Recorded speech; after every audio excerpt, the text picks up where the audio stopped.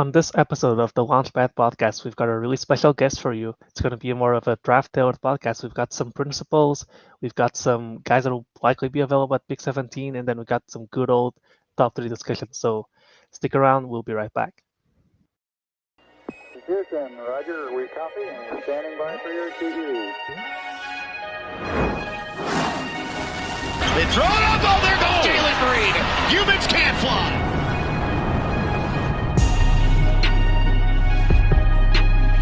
Rebound picked up by Green, who's back in. Plays it ahead of more. Back to Green.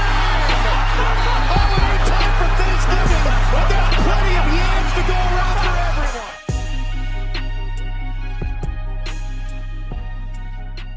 Hello, and welcome into another episode of the Launchpad podcast presented by Clutch City Control Room. I'm your host, Paulo Alves, and you can find me on Twitter at Paulo Alves NBA. You can follow the pod at Clutch City Control Room, and you can, once you get to the profile, you can go to the bio on that account and find the link tree to the YouTube link and all our socials, including the YouTube, the Spotify link, and all the other platforms. Speaking of the YouTube, we want to thank y'all. Y'all have been amazing. We're really close to our 1,000 subscriber goal. We're at 920 right now. So if you're listening and you're not subscribed, make sure to hit that button. We really appreciate it. And without further ado, well, I'm joined by two guests today, and well, Don's not here again. You're hearing from me again, which means Don ditched me again. I'm here with Will, who's co-hosting with me. So Will, why don't you go ahead and tell people where they can find you? Well, I'm not Don Knock. I should have made my name not Don Knock. But yeah, you can find me on Twitter, Instagram at Bias Houston. Another one of the Clutch City Control Room podcasts, Bradeaux and Will. Make sure y'all tap in with that coming out every Monday. So that's it for me. Yeah, and our very special guest for this episode is Nathan Grubel. He's the founder of the Draft Deeper podcast, and he's the content manager over at No Ceilings. If you're on Twitter and you don't know what No Ceilings is, you've been living under a rock. They do some really great work. So Nathan, why don't you go ahead and tell people where they can find you? No ceilings is everywhere, as I like to say on social media. No, I thank you guys for hosting me on the pod tonight. You can follow me on Twitter at Draft Deeper. Very simple. And yeah, make sure you're following No Ceilings at No Ceilings NBA on Twitter and subscribing to our Substack. All of the content we do is free. So if you aren't subscribed to NoCeilingsNBA.com, I don't know what the heck you're doing. But go over there if you love the draft and you love any sort of basketball content relating to the Young Bucks and the NBA. So definitely go check that out. Yeah, I agree. If there's anything I can do, is vouch for these guys. They put out huge amounts of work, and it's really entertaining. It's really good information if you're trying to get into the draft. We know the Rockets have only been a draft team for the last, I don't know, this is probably their second year. Before that, we went on a huge hiatus under Daryl Morey, where, well, we had some picks, but they weren't great picks. So yeah, it's definitely a must follow.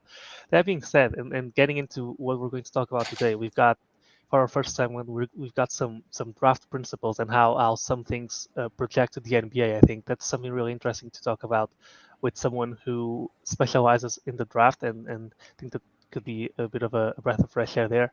Second segment, we're going to talk about a lot of the wings. A lot of guys want a wing to play the three. So people say we need some size. People say we need some defense, some shooting. So we're going to talk about some of the candidates for at 17 for that pick. And then last segment, your good old top three debate. You know, every time we bring a draft guy on, we've gotta have the top three debate. So yeah, just starting it off. One of the most important things, I think, when judging a draft prospect is, well, how are you going to? So there's various criteria when you're trying to project how well a guy will shoot at the NBA level, right? Just because a guy didn't shoot well in college, or he could have shot really well in college but on a low volume, there's a lot of things that go into it. Nathan, how do you kind of try and combine those things to project what will be a good shooter at the NBA level? Oh, it's a loaded question, my friend, but we can. I'm sure everybody loves to have the mechanical debates on social media. What does the shot form actually look like? Where does he bring the ball up from? How high does he release it? How's the ball come off his fingertips? Does the guide hand get involved? There's all those different things mechanically about the shot, right? I think it actually starts with is the person actually comfortable shooting the basketball from a certain area on the floor, right? Does it look awkward for them taking certain shots? Or are they much more comfortable step into it? Like, a lot of guys want to focus on, well, how does a shot look like from a standstill, right? Like, how do they look from the free throw line? How do they look on open catch and shoot shots? The most dangerous shooters and scorers at the NBA level are the guys who can put the ball in the deck, go 1-2 dribble, pull up, and sort of create some of their own shots, right? That really requires a major comfort level. That's not something you generally develop rapidly over time. That's something where, like, the Johnny Davises of the world, for example, they've been doing that virtually their whole lives, right? Like, they're so comfortable getting into that shot, it becomes natural for them. So that's really one of the most important things that I personally look for when I'm evaluating a prospect in terms of how their shooting translate. Obviously, the free throw line is awesome. The numbers, you want to see efficiency, but are they comfortable taking those shots in the first place? Yeah, I think that's a really good point. I think and that really sounds like the inside of a guy that watches a lot of prospects. I'm just going to be honest because, well, for someone who doesn't go, I scout. I do my little bit of scouting, but usually when you can't go in depth and watch a lot of games of the same prospect, people like to point out the statistics and looking at it the way I usually look at it as well. Is the ball going in is usually a good thing. So this the ball's going in, that's first things. And then I like to look at what types of shots they're taking because, well, if are they contested, are they uncontested, are they off the dribble, are they catch and shoot, are they from the corner, are they from the wings, are they from the trailer spot, whatever. I like to look at that. Then I like to look at it's to me it's, when looking at the stats in specific, since you touched more on the mechanics, is, well, if he's shooting 40% from three, but he's shooting Sure. 1.5 threes a game versus someone who's shooting 36% from three, but he's shooting three threes a game, right? It's a delicate balance where, well, if you're not comfortable shooting, how valuable, like, how reliable is this percentage that we're looking at? And then the other thing that people like to point to is, well, what's his free throw percentage, right? Usually, there's some exceptions, of course, but usually good free throw shooters are good shooters, or at least good shooters are usually good free throw shooters, at least that, right? And that's another thing that I usually like to look at. Well, let me just pass it off to you. So, give us like some examples.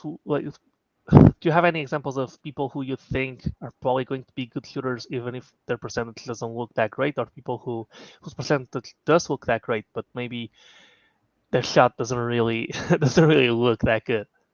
So I'm gonna come off as the super duper, no pun intended, biased answer here, but I gotta give my guy Ben Carroll the praise in this part, right? He doesn't. What does he shoot? Was it 32%, 33% from the field? I mean, from the three this season. I can Y'all know give off you the top that of your head. stat. I I got want it. 33.8. Okay, so I know it was under 34 on that 33 range, but yeah, I think he's going to be a lot better of a shooter at the next level than what that percentage tells you. And I think it's because of what Nathan was kind of hinting at, and kind of what you were saying too. A lot of it is, does a guy look comfortable shooting when he's shooting, right? And like when you look at Ben Carroll when he plays, I don't see a guy who's like shooting and he doesn't really feel comfortable with it. Like you can tell he's shooting it with confidence. It's just sometimes it goes, sometimes it doesn't, and that's something that I know he knows he has to work on, something that he's going to continue to improve upon when he gets to the next level. It's going to be super duper important for him to reach his full potential at the next level. I mean, obviously these videos you see on Twitter and social media ultimately mean nothing, but you see he's in the gym, he's working on his jump shot, he's aware that that's something he has to improve upon. And so my quick and I guess a bailout answer is, I'm gonna say Ben Carroll. I think he's gonna come into the NBA as a way better shooter than what the college stat line says he is. So that you reminded of a good question to ask Nathan, actually. So something we didn't talk about is someone who's good from the mid range, translating that into a 3-point shot. So you've got the DeMar DeRozans of the world who are like badly mid range shooters that never translated it to being an actually good 3-point shooter. Banquero is another guy he's a good mid-range shooter, right? But then you look at the percentage both from the free throw line, which is okay, I think 73%, so it's okay, it's not great. Then you look at his 3-point percentage, and you're looking at, well, 3 threes a game, 34%. But then you look at his mid-range, and he's extremely comfortable just on all types of mid-range, even when he's facing up, when he's turning around over either shoulder. I think he looks really comfortable in that. Is being a good is being a good mid-range shooter a guaranteed translation into a good three-point shooter? Is it just a good sign? How do you balance that? It's not really a sign because they're two. Most of the time they're two different shots, right? Like how many guys are actually pulling up with consistency from behind the 3-point line, and that's really the bulk of their shot diet, right? A lot of the threes that you want to look at are catch and shoot shots, and in the case of Paulo, I agree, Will. The second half of the year going into the NCAA tournament, he was a lot more confident on the catch and shoot shot. He wasn't hesitating. He was letting it fly. And that is one of the most dangerous aspects of Paulo's game. When he is just letting it fly, he's confident, he lets it rip. He can make a lot of those shots. But earlier on in the year, he wasn't as comfortable with those looks. The shot prep wasn't there. And therefore, that led to some inconsistencies on his mechanics, on his release point. I don't love that he has as wide of a base as he does on his shot either. I don't know if that necessarily helps him off the catch, but Banchero's a guy, he's much more comfortable off the dribble in that mid-range. And it's one of those things, I just don't know how much these guys practice like these catch and shoot situations, right? Like when you're in an open gym by yourself, what are you doing? You're pulling up off the dribble. You're doing all kinds of shots from inside the arc. Maybe you're launching some threes after, you're standing there for a second. Like how many guys are actually going through and prioritizing doing drill, like catch and shoot drills, like what shot preparation actually means? I don't know how often Paulo's doing that stuff. I think he's working on it because I agree with you guys. I think he's a hard worker off the court. But that's just because he's good at one aspect of shooting, like the mid-range game, because he's so comfortable pulling up. That doesn't mean that that's going to immediately translate to the three-point game. In my mind, they're two different shots. So let me ask you a different thing then. Even within the three-point shots, they're not all built the same. And yep. So with Banchero in specific, you're looking at a guy who's really good from the corners, which are mostly catch and shoot. I looked at the stats and I know the hot zones for him, how they look like, but then I wasn't able to differentiate which ones are catch and shoot and which ones are actually off the dribble. But I would assume that most of the corner ones are probably catch and shoot. I would assume most Correct. of the wing ones are probably off the dribble. And so when a guy has a stark contrast where he's deadly from the corners, he's 38, 39% from the trailer spot, but then he's cold, like really, really bad from both wings. How do you kind of judge that? Because is he having a different shot when he's catch and shooting versus when he's pulling up? Is it that because the shot is shorter and it's closer to the mid-range shot? The distance thing. Yeah, it's a distance thing. The corners are the shortest three-point shot of the court, and it is good, though, if he is a good corner shooter, because that's one of the things I generally look for in rookies when they are translating right away to the NBA. Are they being good corner three-point shooters? Because that's one of the easiest shots that you can kind of bring somebody along into and fitting in the NBA. Like Jaden McDaniels, for example, one of the reasons why he was successful in his rookie year, he wasn't immediately right out of the gate this awesome shooter and to some extent still isn't from the wings or operating in the mid-range, but he was a good corner spacer, right? And that's something that, when he's coming down the floor, doesn't have the ball in his hands, he can sprint to the corner and that he's going to be a threat from there. The same thing can be said with Paulo, though, guys, I got to be honest, how many three-point shots do you really want Paulo taking in the NBA, to be perfectly honest? Like, I don't want him to be a volume three-point shooter. I actually want the majority of his shot diet to be inside the arc because I think that's where he's much more dangerous, putting pressure on the rim, using his size, getting downhill. That's when somebody really takes a transformation in terms of their scoring and ups their averages. When they get downhill, when they look for easier shots around the basket and they get to the free throw line. Paulo can do all of those things. He can do all of those things right out of the gate, day one in the NBA. If he gets to the point where he falls in love with the jump shot a little too much, which he even can in the mid-range some, that takes away from him being able to leverage his size, which is something that not everybody's built to contain somebody like him, a 6'10", 250-pound forward. So I actually want more of his offense to live inside the arc than necessarily focusing on, is he taking 4, 5, 6 threes a game? What does that look like? What do the numbers look like from there? If he takes enough to at least keep the defense honest, I think that's really what I want for him. And that's just my take. Maybe you guys feel differently. No, I think you hit it bang on the head. I think I want him to be able to be a threat from there, just so people don't give him like the Giannis treatment and just play so far back that he struggles to be efficient getting inside. And then at least from what I get from Rockets fans, the other concern is, well, when he doesn't have the ball, I want him to be able to just space the floor and not be.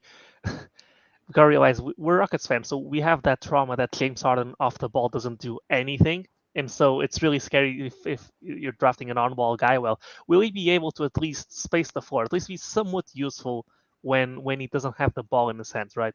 And I guess from that standpoint, the corner shot's really important because if he's able to shoot that, I think that's a major selling point for Rockets fans, at least from what I've gathered. That being said, I think the other principle that I wanted to touch on was, well, how does the age of a prospect like factor in? You know, usually people favor guys who are really young, and then there's your age. That's like you're 18, 19, you're 20, you're 21, you're 22. If you're Chris Duarte, you're like 24, but it doesn't matter. And then there's people that look at it like that. There's people that look at it, well, how many years did you spend in college, regardless of your age? Because you got guys like Wendell Moore who have 2 or 3 years in college and they're still 20 years old. So I'm gonna give this one to Will first. How much does it matter to you that a prospect's really young, depending on if you're trying to swing for upside or even if you're trying to swing for a role player? How important is it that the player is young versus more experienced? How do you balance that? I think you kind of answered it with that last part of your question. A guy who I'm really, really high on. I'm actually interested to hear Nathan's thoughts on every time I talk to a drunk. I want to hear their thoughts on this guy, but I'm really, really high on Keegan Murray. And I don't think Keegan. Okay. So you're a Keegan Murray guy too. So I don't think Keegan Murray is going to become a superstar. Like, he's not going to lead your team one day to the playoffs. That's not going to be him. That's not going to be his role. But I think he can excel in your third, fourth option type offense, right? Where he can be that guy. He can focus on guarding the best perimeter player on the opposite team. But he's not brought up Keegan Murray, though. Is Keegan Murray's what, 22? Isn't that, isn't he 22, 21 years old? Correct. He was a really old sophomore. Okay, so he's 22 years old, and that does not deter me from drafting Keegan Murray in the slightest. Like, if the Rockets, I mean, as unrealistic as this is, bro, I would go all in on pick 7 from Portland if it meant Keegan Murray was going to be there, because I really like Keegan Murray. So yeah, I don't think he's going to get past pick 7, pick 8 anyway. So yeah, if I was there at pick 7, pick 6, pick 7, pick 8, I'm taking Keegan Murray, and I'm not thinking twice about it at all, because one, I'm not asking him to one day become my franchise cornerstone anyway. So if he just becomes the best version of himself at 22, like, that's still a really good player versus a guy, I don't know, maybe a Jabari Smith, right? Somebody who you want to have a little bit more time to develop. You may not, and he's somebody who you could one day say, it may be your first, but he could be your number 2 one day, right? So with him, you probably would want him to be a little bit more on the younger side. But I think age only plays a role when you're trying to figure out what type of role that you want that guy to have on your team. So like, I'm perfectly fine with drafting somebody who's a little bit older, especially if their skill set's good. Like, that at least to me, that doesn't deter me from drafting nobody. Right. So I'll touch on it a little bit before handing it off to Nathan. I think, well, if I'm swinging for a role player, and just tying it into a little bit onto our next segment, I think the Rockets should probably be swinging for a role player, for someone who is kind of a safer pick, that they think that he's going to be able to play a role. There's a high chance he's going to play a role. There's a really low chance that he'll be something else other than that. And I think when you're targeting a player like that, I don't think age should really matter, because if you don't think this guy, and there's really elite role players, right? But you're not really taking this guy for his upside, then it doesn't really matter how old he is, because, well, the rookie contract is 4 years, and if you're going for a role player, you want to have him for as cheap as possible, and you're likely not going to sign him to a really long deal after his rookie extension. So it doesn't really matter. He's probably going to come off your hands if you don't want to pay him too much before age even starts to matter when you're looking at a role player, right? But then when I'm looking at some of these upside swings, like Usman Jang, like Leonard Miller. When I'm looking at those guys, I'm like, well, maybe here it makes sense to look at the guy who's younger. I think a good example of this is probably what's his name, Jalen Duran versus Mark Williams, right? Mark Williams is definitely a more polished player. He's less athletic, but and he probably looks like the better player right now, and they project to play the same position, a similar role, not quite the exact same role, because I think Duran will be able to switch more. But him being younger kind of makes me forgive him more for some of the lapses that he has. It makes me think that, well, probably with a couple more years, he would look like he has like I guess I call it like it's not the peace of mind, because I'm struggling with words right now, but the reliability that Mark Williams gives you, I would say. And so I think that's another good example. Nathan, how do you factor in a guy that's really young versus a guy that's not so young, or a guy that's actually pretty old for a draft prospect? I think to me so I agree with Will. The age with Keegan Murray, that doesn't bother me at all. I think age comes into play when you're trying to project out how much better you think a player can become, right? Like if there's a lot more ceiling to tap into, I think when people get scared off by the age thing, it's because they think a player's near their ceiling, right? Like they're 21, 22 years old. They don't think there's much more that they can do as far as development, that's kind of the player they're going to get. So if they draft them with a high pick, then you kind of put them in that position where, yeah, they got the 2-2, and then you're in a potential extension situation. They become a restricted free agent. You might have to throw a lot of money at that guy if you don't trade. Like there's all those things that come into play that I think that's a reason why some people get scared off by the age. But if you think there's enough of a runway for a player to develop into, regardless of what age they are, then I don't think it should play into it.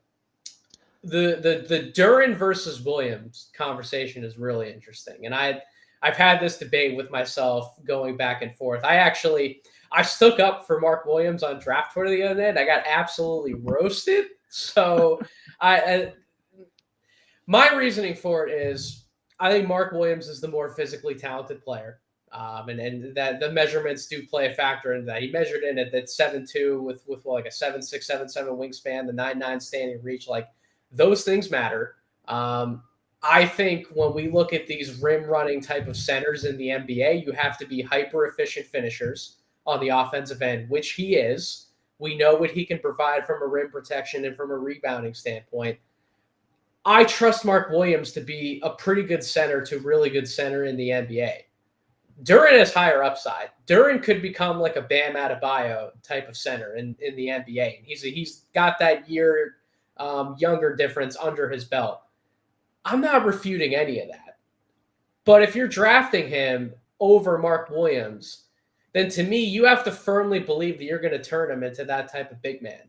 Because if he's only going to be doing essentially the quote-unquote rim running responsibilities, right, acting as the same type of player that Mark Williams is, then give me Mark Williams, the guy who I think does a much better job and is the much more efficient player in that role.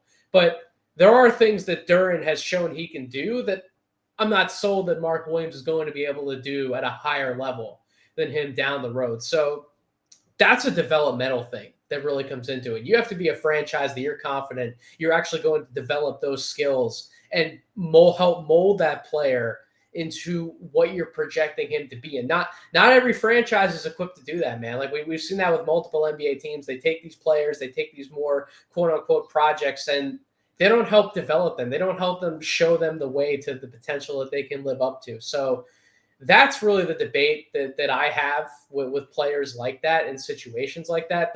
The Keegan Murray, like we'll want to talk. Keegan Murray is like a whole different box, man. Like that's a completely different animal. We're having internal debates at No Ceilings about like if the Kings should legitimately take him at number 4. Like that is a real debate to have, and that I know that doesn't fully tie into like the age thing, but yeah, the age. And people want to knock Chet Holmgren too. Like Chet Holmgren's a full year older than Jabari and Powell. Like that doesn't bother me either, man. Like it just doesn't bother me. Some people want to make a big deal about it, but I'm more concerned about what they're doing on the court, who they are off the court, what type of people they are, what type of worker they are. just because somebody is an age older or age younger or 2 years older, that doesn't bother me as much. Yeah, I think so. First of all, this is a Mark Williams friendly podcast, so Thank we you. are big admirers of Mark Williams. He's actually one of my favorite guys if we do get Paulo, and even if we don't. I do agree with you that I think Mark Williams is just a safer prospect, and with the nuts measurables that he has, what you're going to get better switchability out of Duran, I think 8 out of 10 times. Also, we don't have the motor conversations about Mark Williams ever, Yeah, but we have those exactly. about Duran. That is Exactly. another thing that people don't mention that enough.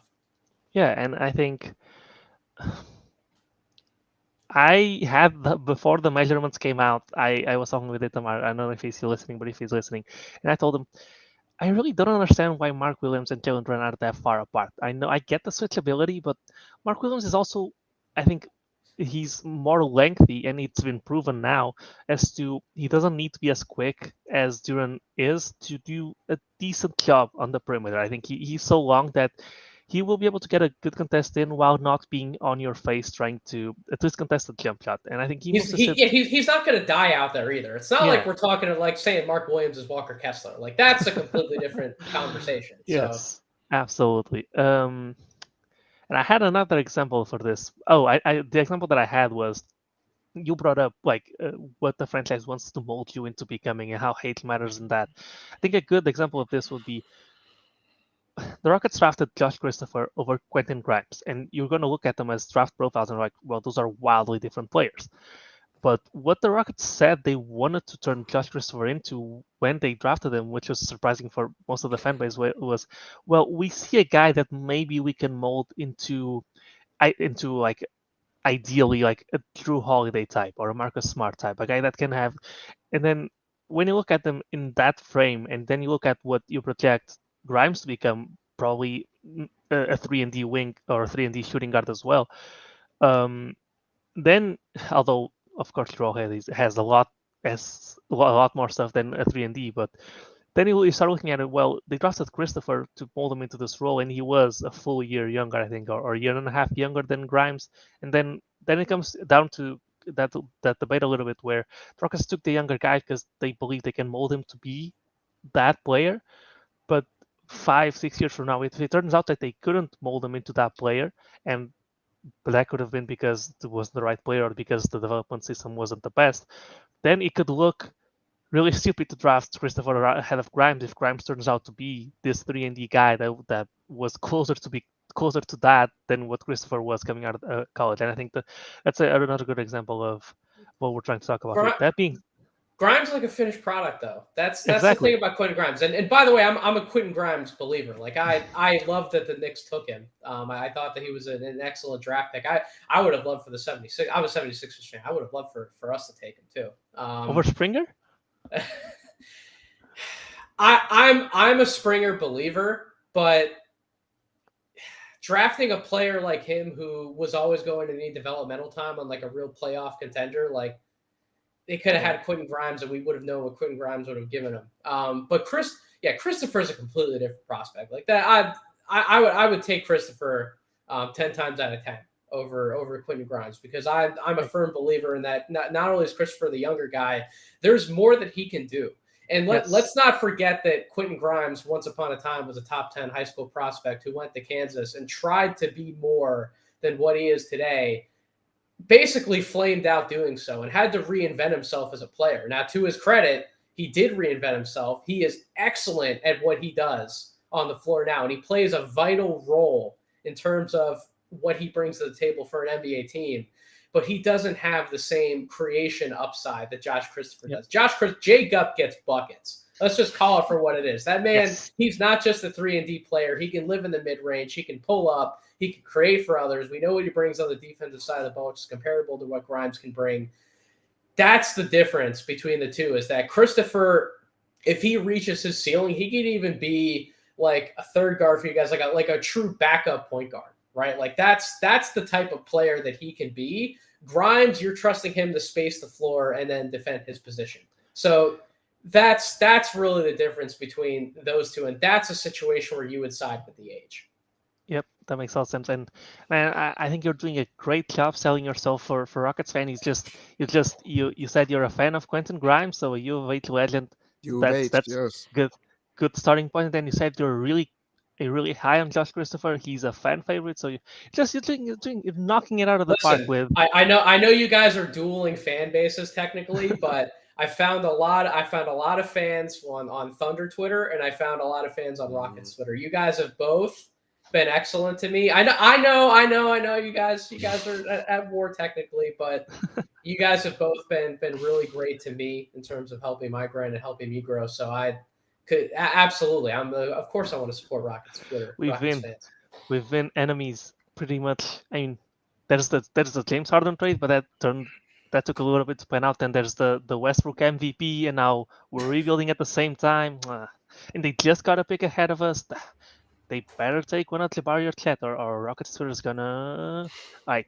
That being said, we've run really long on the segment. I'm sure nobody will mind that. So, uh, we'll take a break here, and when we come back, we're going to have a good talk about some of the wings that might be available at Big 17. So don't go anywhere. We'll be right back. And we're back here with the Launchpad podcast for y'all. Right now, we're going to get into some of the rankings between some of the wings. We know Rockets Twitter, Rockets fans really want a true wing. We've been running Eric Gordon there. We've been running Ben McLemore there. We ran Daniel House.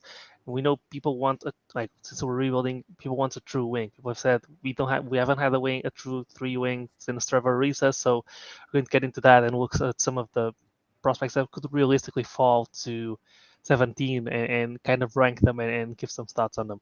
So I'll start it off because I'll be short and sweet. What I was looking for here was I'm looking for someone who can come in and play. I'm not looking for someone who's going to get stuck behind Jason Tate. I'm looking for that to happen, as opposed to what happened with Garuba. I'm going to need someone who can shoot to some extent, just so it isn't completely dysfunctional. And that's kind of what happened with Garuba to begin the season. Like, he was so lost on one side of the ball that his good defense wasn't good enough to make him stay on the floor, and then he had to go back to the G League, and now we don't really know what to make of him. I don't want to get another guy like that. I think the Rockets should draft someone who will get playing time, because I think playing time is the key. And to get playing time, you can't just be completely dysfunctional or make the system dysfunctional. So I went for guys under that criteria. My goal here is to get a role player. At some point, as the role player quality decreases for me, the upside pick will eventually be there. That being said, the 5 players that we're ranking are Jalen Williams, Tari Eason, Akbadli, Usman Jang, and Marion Botlap. So I'm gonna give you my order, which was not that one. For some reason, I should have just said my order right away. But my number 1 is Tari Eason. My number 2 is Jalen Williams. My number 3 is Okai Akbadli, or Okay, whatever. Okay Akbadli. My number 4 is where I drew the line and just went for the upside. I went to Usman Dieng. And then my 5th guy is Marion Botlap. Sorry, Nima, I know you won't like to hear this. That being said, and just being short and sweet there, Will, why don't you give us your ranking? So, you took my number 1. Tari Eason, in my opinion, is the best player out of this 5. For the Rockets, for number 2. So this is not my ranking on who I want the Rockets to get. This is just who I think are if I were to rank these 5 best players. And so I put Okai. I'm sorry if I mispronounced the name. Okai Agbaji number 2. But I'm gonna be honest with you, I'm not really interested because we 6'5", 6'6", you know what I'm saying, somewhere in that range. I kind of want someone who's a little bit taller, a little bit more on the height department there for my small forward. I think he's more of a 2 than a 3 the next level, but I could be wrong. So, but I have him at my second best on this list. This is where it gets really tough for me. I have Beauchamp dead last. Like that was when you said the names. That was the guy who was easy out dead last for me. Eason and Agbaji were 1 and 2 for me. But where it gets tough for me is Usman Jiang and Jalen Williams, because I think Jiang has the higher ceiling, and has a lot more potential than Williams does. But Williams has really been shooting up his draft stock, with his combine. And I've been succumbing to, shout out Madison. I've been succumbing to Madison's gospel on Jalen Williams. So it gets tough. My instinct tells me to go Usman Jiang, Jalen Williams, and then Beauchamp. I think that's fair enough. Now what we'll do is we'll let Nathan give us his order, and then we'll go from worst to best, like one by one, and actually give some more thought into it, just so it isn't just the lists. So Nathan, take it away. So worst to best. So it kills me to have Beauchamp here as well, but I do out of these 5 players, and he's somebody I want to move up my personal big board, but I just can't figure out ultimately who to place him ahead of. But he does a lot of things that would suit you guys really well. Obviously, so for my money, we're categorizing Tari Eason as a wing for this discussion. I consider him a forward. I think he's much more at home as a 4-man than a 3-man. So going by those classifications, I would consider Beauchamp to be the best transition wing in this class. Not to mention everything he can do in terms of defense, the double teams, the quick hands, and then the offensive stuff. I think it's coming around for him. I think the jump shooting is going to come around for him. We talked about corner shooting in the last segment. I trust the shot from the corners. I trust him on a 1-2 dribble pull-up in the mid-range. And then we know what he can do being a finisher around the basket. He has a more complete package, and I think people care to admit.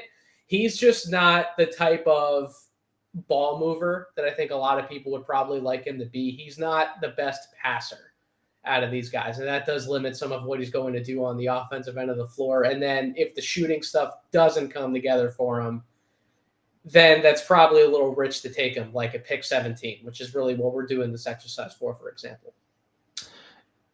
Yep, that makes sense. Thing to me about Beauchamp is, well, as I said, he doesn't. I mean, he's 6'6", right? He doesn't have the.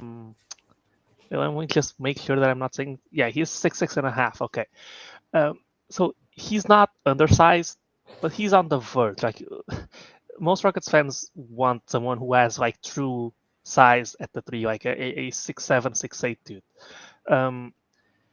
And then besides that is, as I said, I'm trying to get a 3-and-D wing here, and I think Beauchamp might have some upside to be maybe like not just 3 and attack closeouts and play defense. Maybe he has the ability to do something else more there. But the way I see it is when looking at the main qualities of a 3-and-D wing, which is the 3, the defense, which he has, and then the ability to attack closeouts and make the extra pass if the help comes, I can't rank him above these other guys. And then when comparing him to Jang, I'm just like, well, if you're picking Jang, you're picking him for the upside anyways, and the upside's there, and so he's there more than what is there for Beauchamp. So that's why I struggle to have him higher. And this is sad because we have a good friend of the show, which is Nima, and Nima worked for the G League, and Nima is a big guy, like a big G League Ignite guy. Any guy that's there, I think he has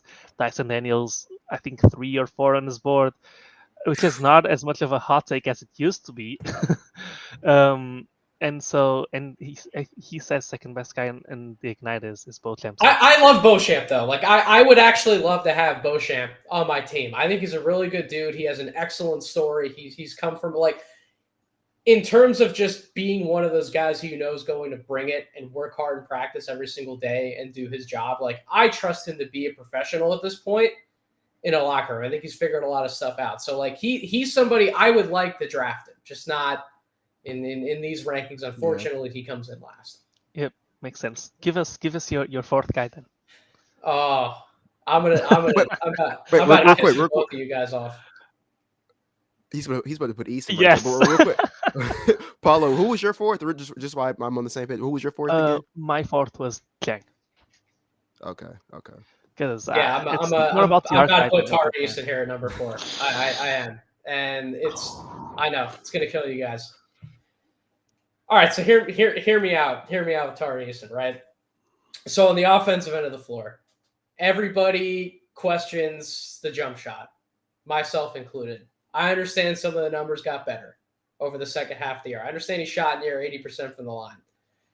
Paulo, before we did this podcast, you pointed out some of the mechanic stuff, right? Like that shot is a catapult. It's ugly. I just don't know. He doesn't always look comfortable taking it. We know for a fact he's not always consistent with his mechanics. So comfort level, consistency, opportunity, how much do you actually want him shooting that shot, right? So in a half-court offense, I'm already not trusting him fully as a spot-up shooter, and I'm not trusting him to create something efficiently from the mid-range off the dribble either. Now, He can get downhill. He can get by guys. He can finish at the basket. That's great. Go back and break down the film. Look at how many of those finishes were literally wide open, uncontested dunks, right?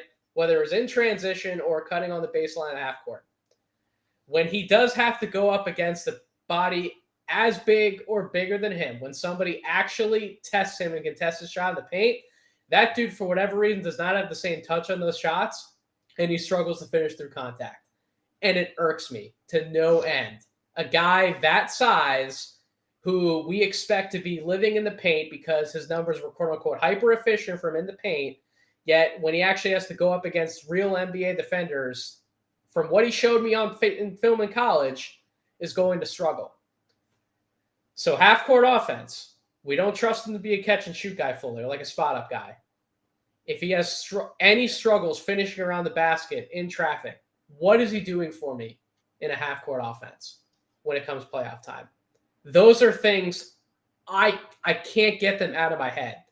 Now, the counter to that argument is, well, if Tari is so fast, right, and he's just able to get by guys and get a lot of those uncontested looks at the basket just off of natural talent, natural physical talent, what does my argument even matter? I acknowledge that. That's a point that maybe I should factor that more into my evaluation. But all of those things concern me. And then the defensive end, I get what kind of playmaker he was. I get the steal percentage, the block rate. I get all of it. He gambles far too much on that end for my liking. I think he's really going to need to be coached up on the defensive end of the floor to get rid of some of the bad habits that he has. So all of that being said, I still have him as a top 20 prospect because you have to evaluate for potential. You have to judge on potential. I just don't think he's this quote unquote top 10, like definitive lottery guy that a lot of people want to evaluate him as. That's just a difference in opinion, though. We're still talking like 4 or 5 spots difference at the end of the day between the back end of the lottery as to where I have him on my personal board. I would just rather have the 3 guys ahead of him, and that's just me personally, especially if I'm the Houston Rockets, who you guys already have a young team, right? Coach already has enough of a time to kind of mold young talent, break some of the bad habits, bring these guys along, get them to buy in together as a team. How many more guys do we want to throw in there that you guys really have to coach from the ground up? Don't you kind of want to grab somebody who can be more of like a plug and play fit alongside some of these young guys? I don't know. Maybe that's just me, but that's my 2 cents. Well, you want to go first, Will? I think Will wants to holler at me. No. And I respect the opinion. I'm just curious. You kind of lost with the last thing you said though, with about someone we didn't want to coach up as much. But I guess you have Ousmane Dieng above Tari, and I would say he's more of a project than Tari is. So if we want to skip to the top, I actually have Dieng at the very top of this list. Oh, I see. So we'll hold off on that. No. You sure we can go there? We can go. No. We should hold off on that. So now that we've teased it, we're gonna hold off until the end of the segment too. Okay. Because that's good media. I'm joking. But let's talk about Easton a little bit. I think you're not giving enough credit to how much easier the game comes to a guy that's as athletic as he is and has the physical tools that he has.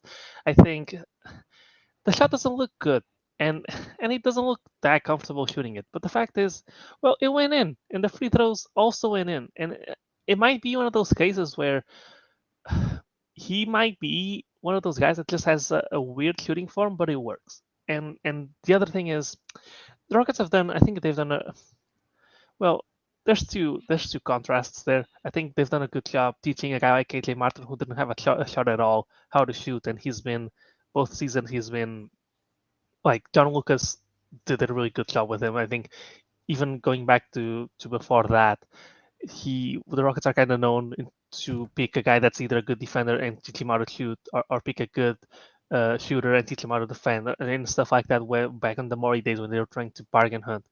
But I think when you have the tools like Tari has, I think it's just so enticing because what he could become is. It hits really close to home as a Rockets fan, because when I look at him, I think this guy could become like a PJ Tucker type that's 2 inches taller, which is what we all wanted PJ Tucker to become. He says all the measurables. He's even more athletic. If he can learn how to shoot corner threes and attack closeouts, that's what I need him to do, and he has the speed to do that.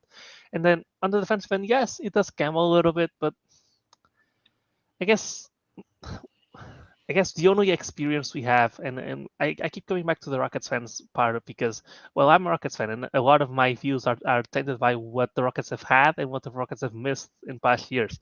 And I guess the only guy we had that really gambled a lot on a steal that was frustrating was Russell Westbrook, and he was only here 1 year, so maybe I'm devaluing that a little bit too much. But I just feel like when you have a guy that has all the tools and that was able to be productive in college, it's tough to pass on him, and especially when I trust our development team to turn him into this very simplified version of a role player, which is what PJ Tucker was. I don't need him to be a good passer. I just need him to make. And we taught KJ Martin how to. I mean, KJ Martin was averaging like 5 assists a game the last 20 games of his first year because KJ Martin's also a quick quarter, but I trust our development system to pick up this guy who is an incredible athlete and that has shown flashes of what he can become, and turn him into this ideal role player. Because then I'm looking at him and I'm thinking, well, he could defend threes. He has the size to defend threes, and he has the quickness to defend threes. He could be a 4, and you could play him as a small ball 5 at times, and he has the height to do that, and he has the athletic ability to do that. And it's just, maybe it's because I'm not too high on the draft class, but maybe that's way too far from what reality is right now for him. But the things he needs to improve at, I would say I trust the Rockets to improve him at versus something like, and then you go look at my take on Jabari Smith and his struggle stuff created. I'm like, well, this is different because I don't trust the Rockets to teach this guy how to become better at these things. And it's because I've seen it before, but I trust the Rockets to mold Tari Eason into what we all want him to become. And I think that's part of why the Rockets in specific as a fan base are so high on him, because this is not a me thing or a Will thing. Everybody on Rockets Twitter loves Tari Eason, and as he's been falling on boards, everybody's just like rooting for him to fall. And it's reached a point, I don't know how many people you follow, where he's when fan bases make jersey swaps. I know Paulo and Tari is the combo that everybody yes wants and we have the jersey swaps already. He's from Seattle. The vibes are immaculate. Rafael Stone's from Seattle. KPJ's from Seattle. Paulo's from Seattle. There's have a lot you seen how his mom has got in on it too? Have you seen that? That's true. His mom has got in on the Rockets Photoshop. So yeah, I guess maybe we overrate him a little bit just because he's become kind of an urban legend for us as well. Yeah, let's get to the next one. I know we'll eventually get to Jenga number 1, which for me is like, wow. Okay, that shocked me. Okay. So number 3, I would have Ochai Agbaji, and the thing that separates these top 3 for me versus the last 2 is the shooting. I know for a fact that these guys are going to be able to come in and shoot the basketball. That's not something that I have a question about. Now, Ochai is a little more limited from a do some certain things off the dribble standpoint than Tari Eason. I would give Tari Eason the passing nod over Ochai Agbaji. Not that I want Tari to be a playmaker, but I think when he has his back turned to the basket, he can all of a sudden whip a pass out of nowhere. You're like, I didn't know he could do that. That's really interesting. I don't think Ochai is going to be somebody like that. And as you mentioned, he is smaller compared to Tari, but from what he will do in terms of defending his position, from cutting, being a vertical spacer on the baseline, from being a perimeter sharpshooter, sniper, whatever you want to use, I trust Ochai to come in and do that job to the fullest of his ability. And again, the shooting is really a big thing for me because we see it now, especially we see in the playoffs, guys who cannot consistently hit perimeter shots and they're not doing everything else and creating for everybody else off the dribble, they're getting played off the floor in the playoffs. At this point, regardless of the position that you play in the NBA. So the jump shot has to be there, and that's what would separate somebody like Ochai for me over somebody like Tari Eason. But again, not to bang on the Tari Eason drum, I fully acknowledge he could return top 10 value in this draft class. I fully acknowledge that. I just don't want to be the one who drafts him, and I'm very prepared to be wrong about Tari Eason. But So- I would just rather have Ochai. So let's give. I mean, let me give okay some props, right? He is smaller, but he is not like he's smaller from a size like from a height perspective, but he's actually not small. Like, he's a big dude. So I Yeah. think he could be someone like he's not as strong as Eric Gordon, but he could be someone like Eric Gordon who uses a little bit of his strength to make up for the height disadvantage. He's He has become an I see a lot of- underrated athlete, though, too, in terms Yeah. of like I his see- I- I verticality see- and I see- quickness. I see a lot of David Nwaba in him. I don't know if that's a bad I mean, comp, but I if see a lot of David David Nwaba Nwaba. could shoot 40% from three Yeah, in 6 but obviously, attempts, he would be a great player. from a defensive standpoint, is what I was trying to get at there. From a defensive Yep, standpoint, you're I right. see a lot of I like that comp. David Nwaba. Yeah. You're right. That's a good comp, and I like him a lot as well. I think it just once again, maybe it's this Don Knox influence because he wants a wing that's 6'7", 6'8", and he doesn't want another undersized wing. I'm with but him. I'm like, Yeah, that's what you want. That Ochai's not going to be as high on this list, and that's Yeah. I don't knock that part of the evaluation. If that's truly what you guys don't want, I'm not going to knock you for knocking Ochai down a little bit because of that fact. Yep. But that being said, I really like him, and I think if he fell, I think it's just and I just forgot. I used to be really high on him, and I just kind of, I've bumped him down because I have no faith that he's going to drop to us. I don't want to get excited because ever since that Cleveland interview, like Cleveland, he's the perfect guy for Cleveland. He's like the what's it called? What's the guy that plays good defense but can't shoot? Okaro. He's the perfect Okaro replacement when they're playing with two bigs. I guess that's also part of it. You guys don't have another shooter like him on the roster outside of KPJ and Jalen when they're on. Like there is no other shooter that's quite like him. So we don't. That's why Garrison Matthews gets so many minutes. But I agree. I think he would be really happy if he fell. I have the other two guys, Tari and Killian Williams for me above him. Will, do you have anything else on Akbati? No, I mean, like I said, what Nathan said. For me, it's I'm just super duper scared of getting another small forward that's not the 6'6" and under. Like I want the next small forward, power forward, whatever he is, 6'6", 6'7" at the lowest, but ideally 6'8". So that's one reason I'm so in love with Tari Eason. Yep. Let's give us number 2. So Jalen Williams would be number 2. I could absolutely rank him number 1 on this list. And the mock draft that I just released on Draft Deeper, the 3.0 mock, I had the cojones to take him at 15 to the Hornets. Before that, I think that was being quote unquote cool, and everybody's like, he could go in the lottery. I really like Jalen Williams a lot. 90th percentile offensively per synergy last year. There really is not anything on the offensive side of the ball that I'm not comfortable that he can't do. And then the defensive stuff, I think a lot of the concerns people have about him not being able to apparently get around screens the best or whatever, I think a lot of that's small potatoes. I think Jalen Williams is going to be just fine on the defensive end. Not your 6'7", 6'8" guy, but he's 6'5.5" with a 7'2" ridiculous wingspan. Awesome length. So even if he does have a little bit of trouble here and there getting skinny around a screen, he's got the length to be able to bother and contest somebody on the recovery. So I'm not stretch your arm over the screener. It's that big. It's kind of like Chet Holmgren, who doesn't even need to get close to you to block your shot. But you want to talk about somebody who, again, shooting, big thing, right? 71st percentile on all jump shots, 97th percentile on catch and shoot shots. So he, like Agbaji, would also be a flamethrower within the offense. And for the type of team that you guys are looking to build, right? Like if you do bring Paulo in, you know that he's going to have responsibilities making plays for others with the ball in his hands. You know, Jalen Green, you guys were giving him a lot of pick and roll reps, especially towards the post All-Star break stretch. You're going to want him making plays for others, having the ball in his hands. We know what KPJ is there to do, a much better passer at this point that I think a lot of people want to give him credit for. You need guys who can space the floor and make shots for when those guys kick the ball out. They're not just hanging their heads like, dang, this guy's going to miss that shot.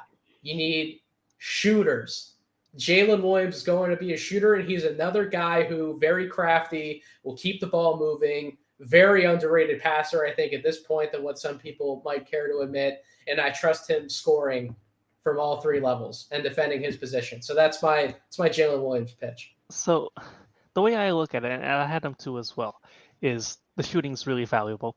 The shooting combined with the length is also really valuable for me. And then just like Tari Eason, he has the tools, so I believe he will become a good defender. But then my thing is, well, if I'm looking for this three, right, and I have KPJ and Jalen who can both play make, I have Paul Banquer who can also play make. Who knows if Shingun's going to be the center there, or if any of these guys, or if KPJ is going to be the point guard. But wouldn't it be awesome though? Just that lineup you just laid out, Paulo. Wouldn't yes. it be awesome if you had 5 guys who could pass the ball? Everybody can run the set. Let's go. Yes, isn't that what you want in the NBA though nowadays? Like, you're either building an offense around one guy who's going to be able to just dribble the air out of the ball and get you a bucket, or you're building an offense around a bunch of guys who can keep the ball moving, and that's the type of offense. You're running a motion-heavy offense. Everybody kind of knows where they're supposed to be, what they're doing. I think you get everybody to come on board in that type of an offense, and then you marry the fact that one day, and I firmly believe this along with you guys probably, one day Jalen Green's going to be that bucket getter that you want him to be. You're marrying 2 offenses together. Boy, wouldn't that be a beautiful thing for you guys. Yeah, and the thing is, even with Jalen, and this is also why I have Jalen Williams so high, is like in that team you have the length apart and you have the size apart from Sengun to some extent. And you have everybody can pass the ball, and Jalen Green, what he's shown and what I give credit to Salas for him becoming is he's become a really, really, really good off-ball player, like insane level. Like he was forced into becoming that, but he has done the most out of it. I think Salas calls it windows, and he's always looking for those windows. Like he drives the ball and sometimes just passes it off to like the Rockets. Like the Rockets love the give and go, man. Give and go. But they love to clog the lane. Like we love to set a pick and roll to have Christian Wood slip a pick and roll and go into a post up. You're like, why is there a Christian Wood post up when Jalen Green has a big on him? But regardless, there's some plays where Jalen just drives the ball anyways, and he snakes a pick and roll, and he goes and he just gives the ball to this guy who's posting up, and he instantly goes back to the perimeter, and he gets open shots like that all the time. And I'm like, this in a team where everybody can make that read, he's gonna feast because everybody's gonna be finding him. Like we have kind of flashbacks this season of, well, Jalen Green's open and he's not getting the ball. He's sitting in the corner, and we don't like it. And then besides sitting in the corner, he's sitting in the corner, being open and not getting the ball, and that's also frustrating. And I think it would be really interesting to have a lineup like that, and we've never quite seen it before to this level where everybody can make that pass. It's the anti Chris Paul, James Harden Rockets. Like it's the complete opposite of that. And it's exactly what Stephen Silas's ideal is. He wants everyone to be able to move the ball and move off the ball. That's what Stephen Silas's offense is all about, and it's a great fit there as well. So yeah, I'm really high on Jalen Williams. I like Jalen Williams. Madison did a really good job selling us on him, so it's not a hard sell as it probably will be. Yeah, I like Jalen Williams. So, number 1, the hot take. Let's go. So you want to take the upside swing of the draft, right? Isn't that what we're all here to do? Why is Ousmane Dieng not the upside swing than Atari Eason? I mean, 6'10" wing who can create his own shot from the perimeter, run pick and roll offense, find other guys out of the pick and roll, create for himself, create for others. Defensively, I think he does actually a fine job on defense. My issues with Ousmane Dieng, you want him to be able to get to the basket more often and finish through contact and get to the free throw line. And then on the defensive end, you want him to be able to take advantage of when he does beat guys to spots often, you want him to be able to contain guys better and keep them from just blowing through his chest and just getting to the basket and finishing anyways. Yeah. These things come back to the body. They come back to his physical strength. I look at his frame. I expect him to get stronger. I expect him to get bigger. I expect him to fill out. Those are where my issues stem from. I think he has a high IQ. I think he sees the game well. I think he reacts well on both ends of the floor. We know the shooting is going to be there. He's a guy who can shoot 36 to 38% on high volume. what is there to not like outside of what comes back to some of the physical stuff? And if you're confident, which I am, the physical stuff's going to come around at that size. We're talking about a complete wing. We're talking about another one of these guys who can create for himself, create for others, keep the ball moving. Why isn't he higher up there for you guys? Do you guys have all these concerns outside of like the body stuff, or like where are you guys at on? To me, it comes back. It comes back around to what I told you. I'm not sure he's going to be able to stay on the floor year one, and I'm really scared of sending another guy for. I love our Chile team; they do a great job.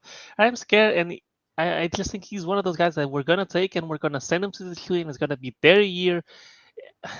I think you got to develop him though, which I know that was Will's question. Will wanted to come back to me with that, like why I would not take Tari Eason, but I would take Ousmane Dieng. You have to develop Dieng in different ways, and you have to develop Tari Eason. I don't think you have to coach the game to Ousmane more so than you would any other rookie.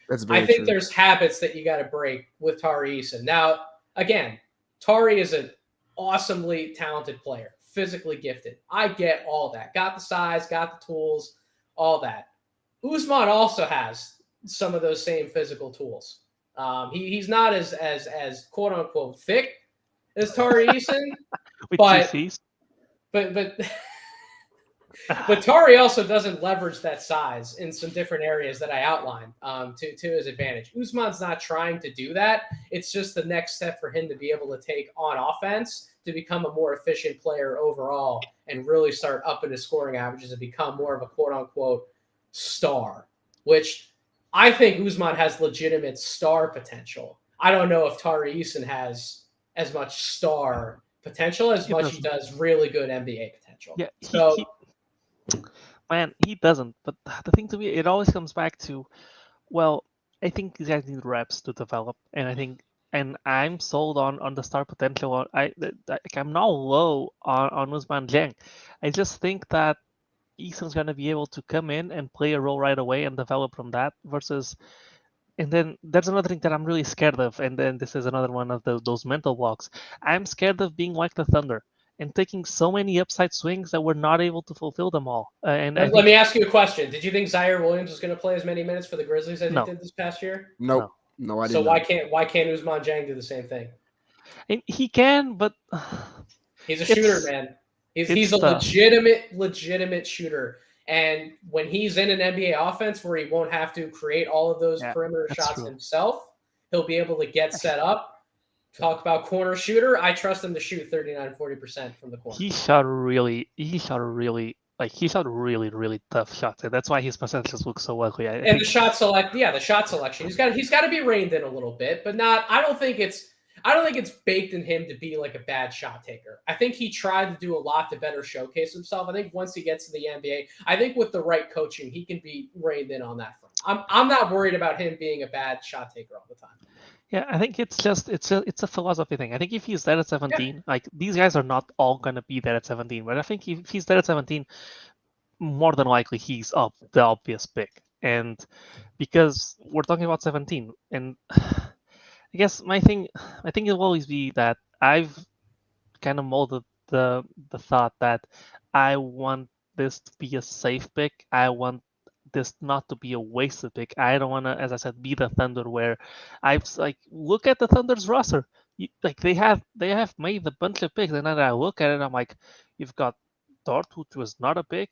You've got SGA, who was not a pick. You've got Giddy, who I'm not the big Giddy guy. You've got KRE, which was a nice steal. You've got Trey Mann, which was he showed some things, but I look at the roster. It doesn't scream young core to me, and they've had so many picks, and I'm scared that the Rockets will become the same thing where we've had so many picks, we've made so many picks, and so many of them didn't turn out. That when you boil it down at the end of when they want to be good again, you look back and you're like, man, we wasted so many picks. We had this, and the Rockets aren't like the Thunder where they have a lot of future picks. They have, from next year on, they have basically the normal amount of picks plus one. And so I'm scared of the idea of we wasted too many picks, and now we have some young talent, but we could have, if we went a little bit safer, we could have had a complete surplus, and now some of those pieces could be used to trade for some role players that fit around the players, the cornerstone that you have. But and this is not a knock on Jang. Like I'd be really like if you could once again I say this about Klebari. I said this about Klebari before the lottery, but if you could lock me into Jang right now at 17, I would take it. I would probably lock me into any of my top 4 except for Volchem. Like if you could guarantee me one of these guys at 17, I would take it right now. But I guess when having to rank them, it looks more hot takey to have Jang on my book because, as I said, I kind of want to go safer. And although you don't think so, to me, Tyrese is a safer pick than what Jang is. A lot of that makes sense. Another long segment. I'm sure once again nobody's gonna be mad about it, but we're going to close out this one. We're going to come back with some good old top 3 discussion. I'll spoil it for you. Nathan's a Chet guy. We all know that me and Will are Banchero guys, so we'll get into it a little bit here to close out the pod in the next segment. So stick with us. We'll be right back. And we're back. And we're back with, as I said, what everybody loves. I'm sure nobody's tired of this at this point. Some top 3 discussion. I'll just preface this by saying, yeah, you guys know me and Will have, I think, both Paulo number 1 and Chet number 2 with Jabari 3. Exactly that order. Yeah, and Nathan has Chet 1, Jabari 2, Paulo 3, correct? That would be correct. Which is what we hope the Magic and the Thunder have. Just like we hope picks 1 through 17 have the same order of these wings as Nathan has. Oh, I would love that. no, but for real. So what makes you? So I guess I don't really have any problem with having Chet above Paulo. I don't have a problem with having Jabari above Paulo either. But I think it's for me it's easier to understand having Chet above Paulo. I think that's an easy argument to make. But why do you have Jabari over Paulo? I trust the shooting, man. I trust the shooting, and I know that I went on a whole diatribe about I don't want Paulo to become this amazing volume three-point shooter, but can you think about a team that can't use Jabari Smith, or that you're concerned Jabari Smith would fit with because of his multi-positional defensive versatility, because of his weak side rim protection, because of his spot-up shooting, his movement shooting ability, his potential shooting off of post-ups? I know you're not the biggest fan of that shot for him, Paulo, but it is something that he does technically have in his bag. Oh, man. I mean, if you're going to... Let me just push back. If we're going to count Jabari having his fadeaway over either shoulder jump shot out of the post where he doesn't back up, I bet you that he doesn't back up Wendell Green. I mean, in practice, just if we're gonna give Jabari, is he going to get stronger? Is he going to get physically stronger though? He is, but is he going to lose mobility if he does? I don't believe so. No, that's probably they probably would not want him to put on that much weight. I think the whole goal is getting him stronger. That's probably more in line with adding about 10 pounds of muscle, not necessarily, bulking up like crazy, like coming in like Ben Simmons did to his rookie training camp, having added like 20, 25 pounds and breaking his foot or whatever the case may be. That's not what they're going to try to do with Jabari. So what about, just the 2 most important things? I think I don't trust him to develop. I mean, I trust him to develop to some extent, but I don't trust him. The way I put it is, I don't trust Jabari to be a star. I think the floor is really high, which is why I'm completely comfortable with drafting him. If you had asked me before the draft if I would have taken them locked in and just skipped the lottery and just forget about any chance of Banchero, I would have done it. And I get the floor argument. The way I look at it is when comparing him to Paulo, I just see Paulo as just having such an easier path to becoming a star, and then I look at exactly. Yep, you're not wrong with that argument. And then I look at his fit with Jalen Green, the guy that's going to be really good off the ball, and then will be able to create with the ball in a sense as well. And Paulo Banchero is such a gifted passer. Usually, I had this discussion earlier today on the spaces. I separate passing into three categories: actually executing the pass, so hitting the shooter in the pocket, when hitting cutters, making the ball easier to pick up for the finish. Uh, that's one part of it. The second part of it is, do you have the vision to understand where you need to pass the ball?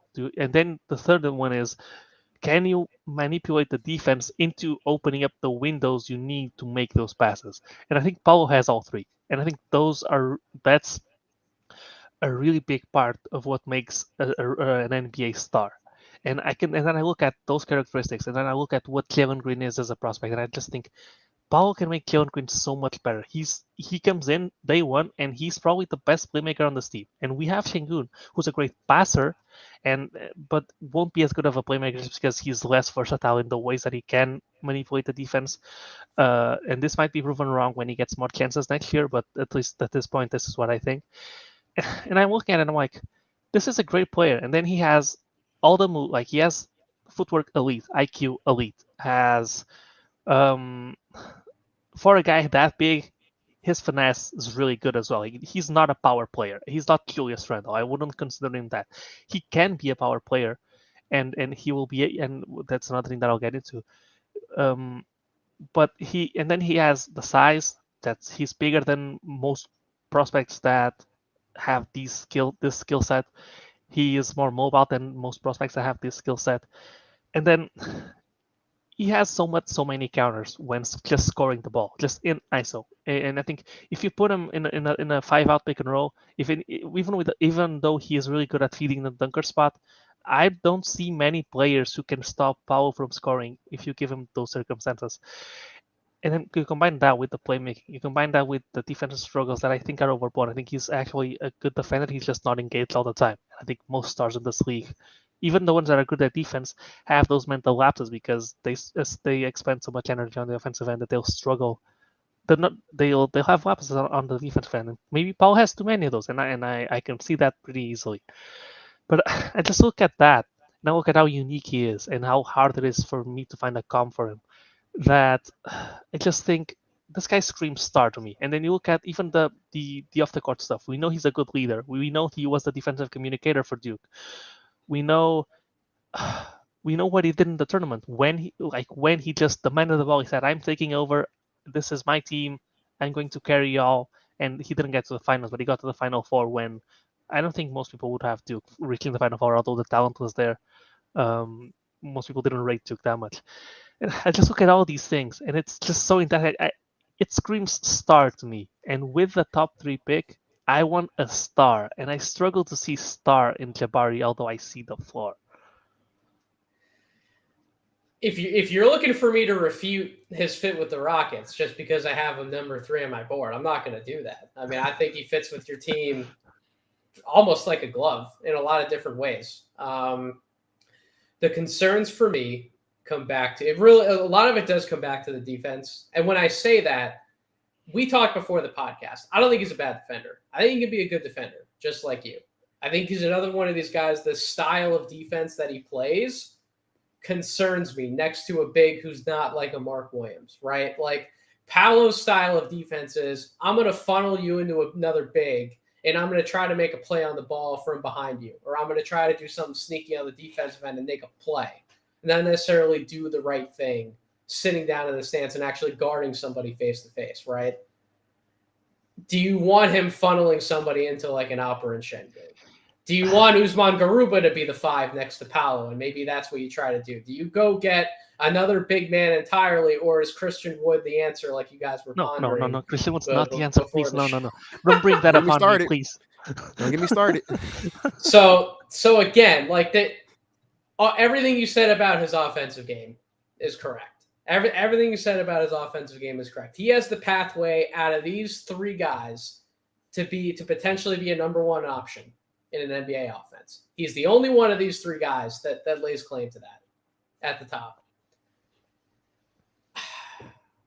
If he doesn't become better with his shot selection, with his shot diet, and if some of the defensive stuff doesn't come around though, and you're essentially having him not make the best play on offense to just put the ball in the basket to get 2 or 3 points to then go back on the other end to play defense. If that's not happening, and then on the defensive end, you don't trust them to make the right plays on the ball and you're giving up a bucket on the other end, you're starting to create that negative differential. And that's unfortunately what can happen when you try and build around some of these players like a Paolo Banchero.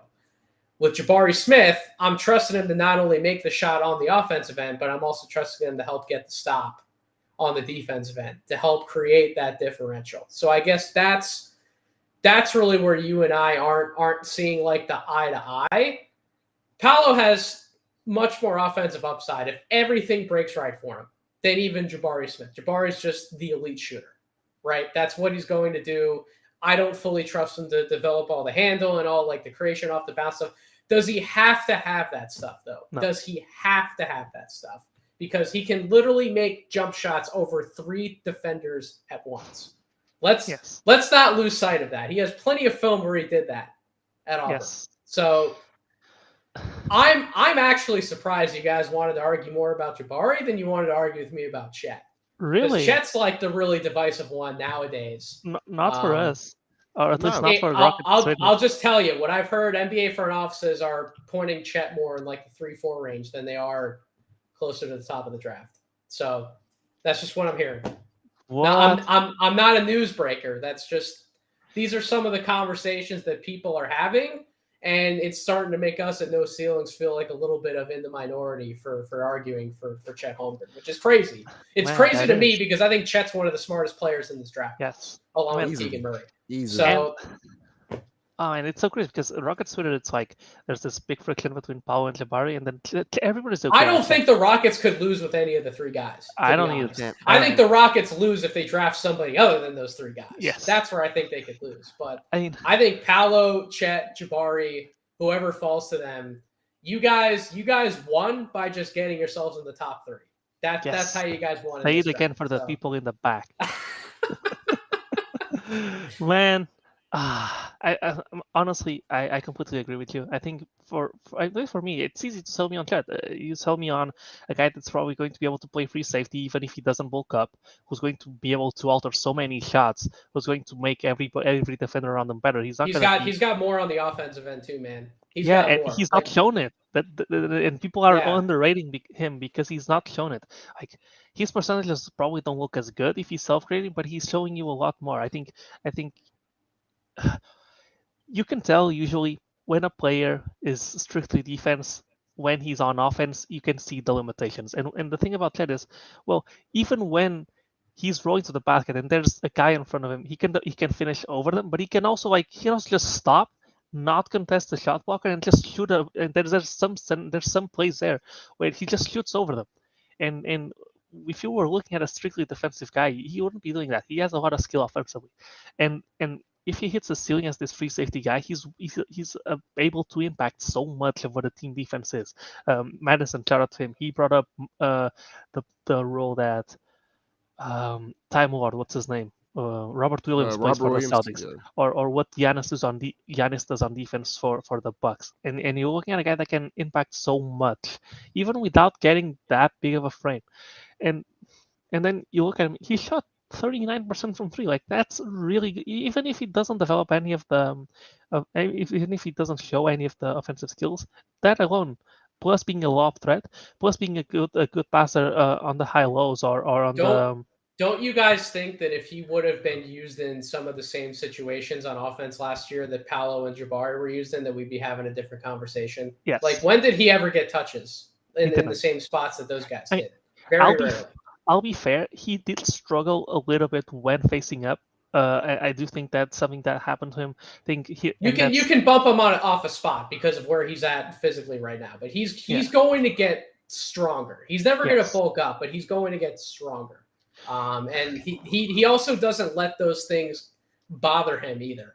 He gets up, he goes after the next play. He's always looking to do the right thing on the floor. He anticipates it, and he's so self-aware. He recognizes he's never going to be the biggest, burliest guy on the floor. That's why he plays the game certain ways. That's how he plays defense around the basket or sometimes even under the basket, the way that he does. He anticipates what these guys are going to do to him because he's had to play like that his entire life. He doesn't have to change his game just because he's going to the NBA. He knows who he is, and he's figured out how to play the game at such a high level because of what Will and I agreed on YouTube, Pal, that he's one of the smartest guys in this draft class by a country mile. And we see it time and time again. You bet on those guys to figure it out in the NBA, not always just the physically gifted guys. And to your credit for you guys being big Paolo fans, that is an edge that Paolo has because of how he can see the floor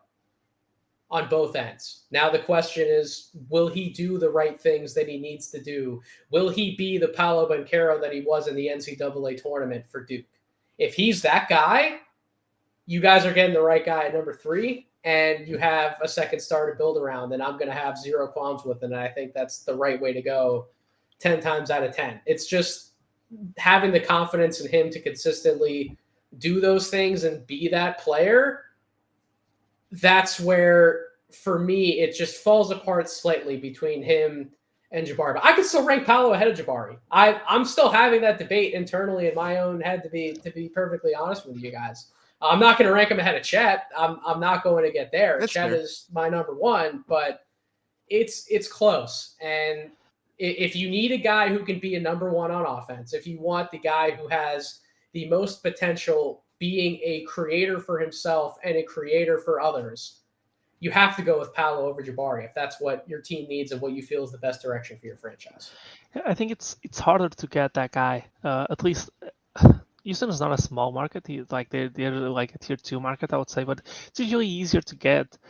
It's usually harder to get that type of star. And I think at the top of the draft, I just want to be swinging for that. And then you talk about the defense, and I just can't shake the feeling that his IQ is there. Like, he knows what's happening. He's directing people to the right spots. Like, he's a high IQ defender.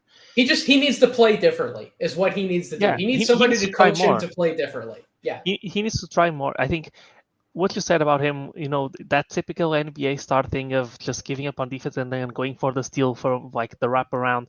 I think he does that. I think he gets lost defending the pick and roll a lot. That's definitely something that needs to get better at.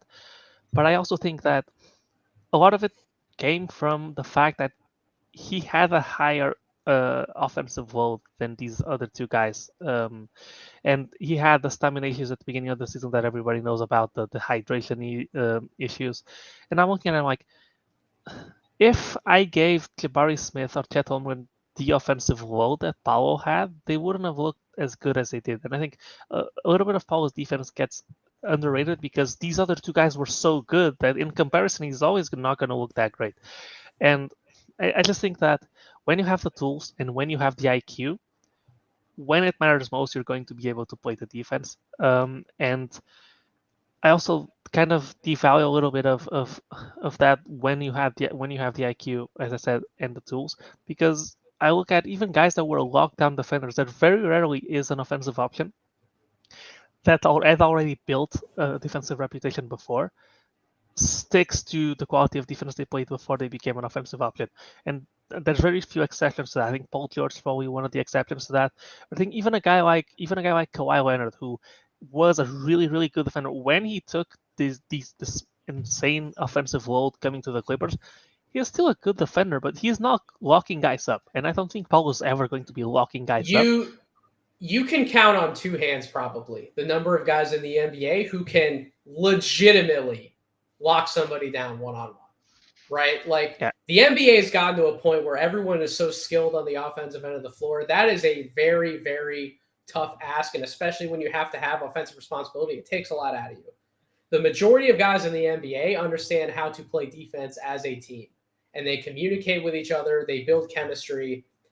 That takes time. That takes years. That takes consistency, cohesiveness. That's why the best teams in the NBA, the ones that we see in the playoffs, are the ones who have had a core group who have been together for years and years and years. And that's why young teams don't win in the NBA, because they don't play defense well, because they haven't been together long enough to actually be able to defend as a team against other NBA teams. To your point, Paolo Banchero can fit in and do those things with an NBA team. He has the IQ and the understanding to be able to fit in and live up to those responsibilities. Will he mesh with everybody else and do those things? I think he can.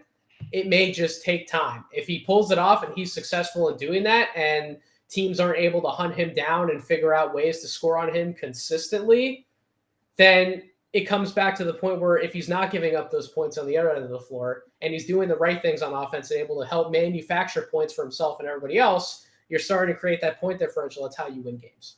Yeah, I guess my last thing that I will point out about his defense is something that it's part of a me thing. I've not seen many people point this out, but his synergy stats, and I know synergy tracking defensive stats is not the best, but his isolation stats are actually good. What he struggles at and what he gives, what is well below average at, is giving up spot-up shots. And I can't stop thinking that, well, when you look at Duke, AJ Griffin, even Wendell Moore and Roach, and like they've got no stopping dribble penetration, and everybody's Correct. just penetrating, and they're getting to Mark Williams, and they can't do anything, so they kick back out, and there's always an open corner shooter. So whoever's defending them is always chasing a closeout, and it's gonna look awful because, well, your defense just doesn't work. you like that's awful. That's basically the Utah Jazz. Like it doesn't work. Poor. No, don't bring Rudy into this, man. Leave Rudy Gobert alone. It's the truth. They people stop at Mark Williams and they kick out, and so these players are always. And that's even more tiring for a guy like Banchero who has, man, this guy's wide open. Am I really gonna waste my effort here running at him when I know I need to go back on the other end of the floor and take and be the main guy here? And I think that makes it look a little bit worse as well. And I think when I look at him when he's defending guards, I think he does a pretty good job. I don't think he's someone who you will target, at least in ISO, and take advantage of him. I do think he struggles sometimes with guards. He underplays the jump, like he overplays the drive a little bit too much for what I think he should do. And I think in the NBA, guards are so adept at just pulling up from anywhere that if he gets switched on to a guy that can shoot, he will get punished because he gives them too much space. And I do think he can be exploited in pick and roll if they run if for some reason they run a 1-4 pick and roll. I think he'll be able to punish on the other end as well if you run a 1-4 pick and roll with him. But whatever, I think he's going to struggle anyways. And the way I look at it is, I guess it comes down to how much you believe that he'll be able to overcome that stuff, and how much you believe how much of that is a product of the system. And the last thing I wanted to say is, you mentioned, well, his fit with Şengün, right? And I'm like, well, yeah, that doesn't look good. But I don't think the only guy I'm letting impact this decision at all, even by 1%, is Jalen Green. And I think when it comes to Paulo and Şengün, it's not about can Paulo fit with Şengün. It's can Şengün fit with Paulo? Because if Şengün can fit with Paulo, then I think he's clearly. I like Şengün, but I think he's clearly the worst prospect out of the two. And so if Şengün can fit with Paul, then that's on him, and that's him that has to be moved, not just drafting someone. I don't think Şengün should be that important. Although, who knows? Like, these guys are all, like, Paul is 19, Şengün is also 19, which is crazy. We don't know how... Şengün's going to get better too, man. He won't foul out of every game forever. I promise. He's going to get better, guys. Yeah, and I think he had a lot of... His body was a lot of... You know how Jokic is heavy because he needs to bang in the post, and Şengün was heavy because and his stamina struggled with that because he was playing with grown men. I think if you lean out Şengün a little bit, he will be more mobile and it won't look as bad, because I think for the most part Şengün is at the right spot. He just doesn't seem to have the physical tools to play good defense, and we'll see how that goes. But I think it doesn't bother me. And although Jabari will probably fit on more teams than Paulo will, I like to bank on the upside of Paulo becoming that guy. And fair argument. And whenever I am having doubts, I just go back to, and this is a really disingenuous way to put it, I just go back to watching his high school tape. And I'm like, dude, why are you not doing half of these things at Duke? And I'm like, he looked so good. Like, he looked a lot more like a wing, I think, in high school than he did at Duke. I think at Duke,